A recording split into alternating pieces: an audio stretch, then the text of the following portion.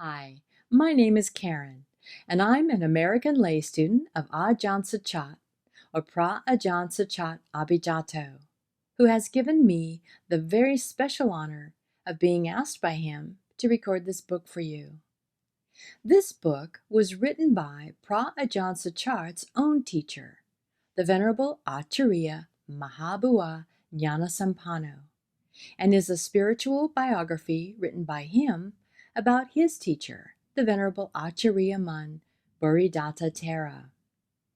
The title of the book is Venerable Acariya Mun Buddhadatta Thera, a spiritual biography by Acariya Mahabhuwa Nanasampanno, and it was published in 2005, translated into English by Bhikkhu Dick Silaratano. If you would like to learn how to download or get a hard copy of this book, or a list of which pages or chapters are read on each separate recording, please listen to the beginning of the first recording of this book. This book, in any form, is to be given away for free. Any ads you may see or hear in this recording have been put there by the platform you are using to listen or view with, for its own revenue, in exchange for letting us use their platform for free. Please forgive me for any mispronunciations of names, places, or words, as I'm still learning how to pronounce Thai and Pali, and for any background noises, as I'm just making these recordings in my apartment with an unruly dog and in the middle of a city. We're resuming today on page 103. We are in chapter 2, and we are beginning a new section titled Graduated Teaching. Once a senior disciple of Acariya Mun recalled that the many monks and novices living under his guidance tended to behave as though free from kilesas. Although they lived together in a large group, no one behaved in an unseemly manner. Whether they were on their own, in the company of others performing their duties, or attending a meeting, all were calm and composed. Those who had never heard the monks discuss their levels of meditation with Acariya Mun might well suspect from observing them that they were all full-fledged arahants. The truth became apparent only when he advised the monks on how to solve specific problems in their meditation. Each monk was advised according to his level of achievement, from basic concentration and wisdom techniques to the higher levels of concentration and insight. Whether addressing the problems of individual disciples or instructing the whole assembly, Acariya Mun always displayed the same uncompromising self-assurance. His audience was fully aware that the Dhamma he expounded was something he had actually realized within himself. He never relied on speculative assessments such as, "It could be like this," or "It might be like that."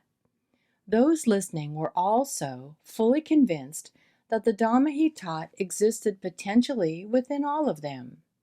Even though they had not achieved it yet, surely they would realize it for themselves one day, provided they did not falter in their efforts. Acariya Mun modified his talks according to the character and the level of his listeners' understanding, so that everyone who was present gained some benefit from the assembly.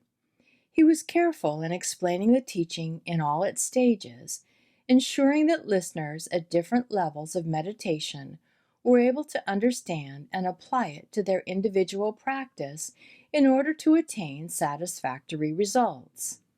When teaching lay people, he usually emphasized aspects of Dhamma that were suitable to their situation, such as generosity, moral virtue, and meditative development, as the basis for their practice. He explained that these three Dhammas are the basic criteria needed for birth in the human world, and so are the foundation of the sasana. Someone born as a human being must necessarily have cultivated these three Dhammas in the past. At least one of them must have been previously developed to serve as a catalyst for being born fully human. Generosity is a means of demonstrating one's goodwill. People who are noble-hearted and considerate toward fellow human beings and animals in need, sacrifice and share some of their own good fortune according to their means. Whether it's a gift of material goods, a gift of Dhamma, or a gift of knowledge of any sort, it is a gift freely given to benefit others without expectation of anything in return, except the good results of the act of giving itself. This also includes the generous gesture of forgiving those who behave wrongly or offensively. Those who are benevolent and prone to selfless giving are bound to be gracious people who stand out among their peers, irrespective of their physical appearance. Devas, humans, and animals all revere and cherish them. Wherever they go, there will always be someone willing to help them. They never suffer acute poverty and hardship. Quite clearly, philanthropists in society are never out of fashion and rarely disliked. Even a wealthy but stingy person looks forward to gifts from others, not to mention the hapless poor who have little hope of someone helping them.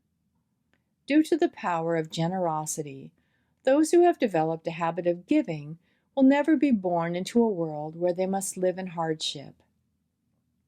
Donors and their generosity have always served to maintain balance and prosperity in the world. As long as people still value self-sacrifice and extend a helping hand to one another, life on this earth will always have meaning. Generous people are inevitably hospitable and supportive, which makes the world a better place to live. In this sense, generosity is absolutely essential for us all. Without it, life in this world would be a parched and barren existence. Moral virtue is effectively a barrier that prevents people from abusing or destroying each other's material and spiritual wealth. It's the very basis of those special good qualities that every human being should have and should never let slip away. People who do not have moral virtue to protect and maintain their inner wealth are like a fire raging through human society. Without morality's protective restraint, mistreatment and destruction would run rampant in the world to the point where there would hardly be an island of security left where a person could rest in peace. As long as people believe that material wealth is more valuable than moral virtue, they will have no real security. In such a case, even if the world economy were to flourish until material wealth was piled as high as the sun's heat would be no match for the scorching heat of an immoral world. Moral virtue is the true foundation of human perfection that was personified by the Lord Buddha. He uncovered this truth, presenting it as a means by which a world confused and fearful of dukkha might rely on its restraining power to live in the cool, soothing glow of trust. Left to their own devices, people with kilesas will tend to think in ways that make the world oppressively hot. If these thoughts are allowed free rein, powered by the kilesas, and untempered by even a hint of moral virtue, they will surely create innumerable poisonous monsters that will spread throughout the world to devour everything in their path. The thoughts of a supremely virtuous person like the Lord Buddha, who totally eliminated the kilesas from his heart, produce only welcome peace and happiness in the world. Compare this with the thought patterns instigated by the kilesas that cause us and everyone else unimaginable trouble. The difference is obvious enough that we should want to search for a way to resolve this problem and stem the tide of such thoughts before it's too late. Moral virtue is like a medicine that counteracts infectious diseases as well as chronic ones. At the very least, a patient who is sick with the kilesa fever can find some measure of relief and hope of recovery in the practice of moral virtue. More than that, it may just effect a complete cure. Out of his compassion, Acariya Mun used to instruct lay people on both the merits of moral virtue and the faults of having no moral standard.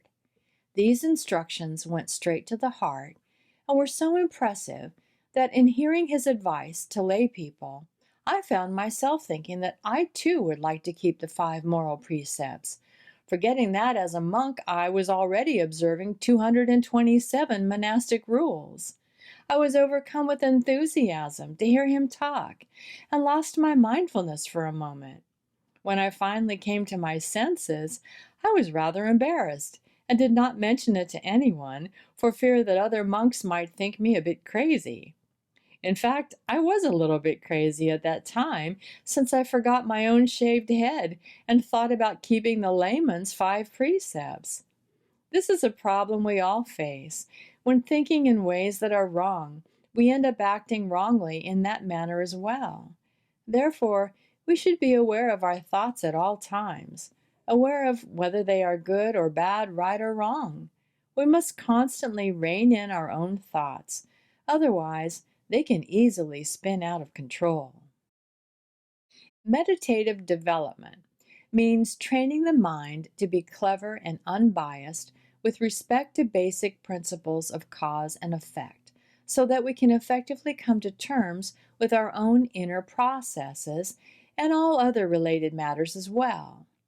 Instead of abandoning the mind to unbridled exuberance, we rely on meditation to rein in our unruly thoughts and bring them into line with what is reasonable, which is the path to calm and contentment. The mind that has yet to undergo meditation training is similar to an untrained animal that cannot yet properly perform its appointed tasks, and is therefore not as useful as it might be. It must be trained to do those jobs in order to gain maximum benefit from its work. Likewise, our minds should undergo training as a means of understanding ourselves as we carry out all our daily tasks, be they mental or physical, significant or trivial, gross or subtle. Those who develop meditation as a solid anchor for the mind enjoy reflecting carefully on whatever they do. They are not likely to take unnecessary chances in a situation they are unsure of, when a mistake could hurt them or someone else who is involved. Meditative development brings definite benefits, both immediately and in the future, but the most significant are those we experience here and now in the present. People who develop an aptitude for meditation will be successful at whatever they put their minds to. Their affairs are not conducted half-heartedly, but are well thought out, with an eye to the expected benefits of a job well done. In this way, people can always look back with satisfaction on the fruits of their labor. Since they are firmly grounded in reason, people who meditate have no difficulty controlling themselves. They adhere to truth as the guiding principle for all they do, say, and think. They are mindful not to leave themselves open to the myriad temptations that habitually arise from the kilesa of craving, wanting to go there, wanting to come here, wanting to do this, wanting to say this or that, which give no guidance whatsoever to right and wrong, good and bad.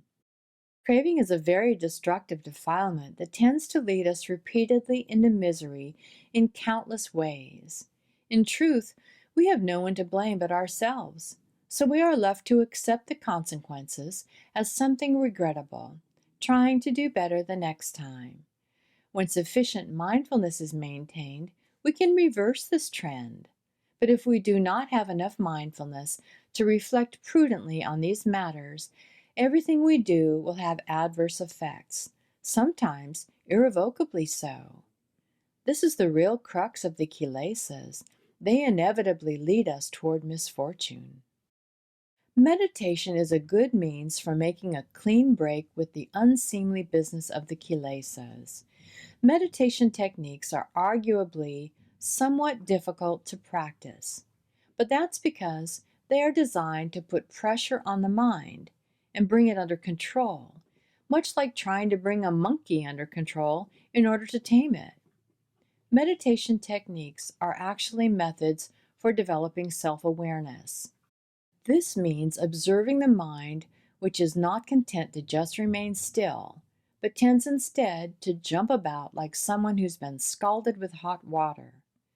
Observing the mind requires mindfulness to keep us aware of its movement. This is aided by using one of a number of Dhamma themes as an object of attention to keep the mind stable and calm during meditation. A very popular method, and one that gives good results, is mindfulness of breathing. Other popular themes include the use of a word, such as Buddho, Dhammo, Sangho, or Kisa, Lama, Naka, Danta, Tako, in forward and reverse order, or meditation on death, or whatever theme seems most suitable. The mind must be forced to stay exclusively with that object during meditation. Calm and happiness are bound to arise when the mind depends on a particular Dhamma theme as a good and safe object of attention. What is commonly referred to as a calm citta, or a citta integrated in samadhi, is a state of inner stability that is no longer associated with the initial object of attention, which merely prepared the citta by holding it steady. Once the citta has entered into samadhi, there exists enough momentum for the citta to remain in the state of calm, independent of the preparatory object, whose function is temporarily discontinued while the citta rests peacefully. Later, when the citta withdraws from samadhi, if time permits, attention is refocused on the initial Dhamma theme. When this is practiced consistently with dedication and sustained effort, a mind long steeped in dukkha will gradually awaken to its own potential and abandon its unskillful ways. The struggle to control the mind, which one experiences in the beginning stages of training, will be replaced by a keen interest in the task at hand. The citta becomes unforgettably calm and peaceful once it enters samadhi. Even if this happens only once, it will be an invigorating and indelible experience. Should it fail to occur again in subsequent attempts at meditation, an indescribable sense of loss and longing will linger in the citta for a long time. Only with further progress, as one becomes more and more absorbed in increasingly subtler states of calm, will the frustration of losing the initial state of calm be forgotten. When hearing about meditation, you may fret and feel mentally and physically inadequate to the task, and be reluctant to try. You may be tempted to think, "Fate has surely conspired against me. I can't possibly manage it. My duties and responsibilities, both at home and at work, make it difficult. There are all the social obligations, raising children and looking after grandchildren. If I waste time sitting with eyes closed in meditation, I'll never be able to keep up and make ends meet, and I'll probably end up starving to death." Thus, you become discouraged and miss a good opportunity. This way of thinking is buried deep within everyone's psyche.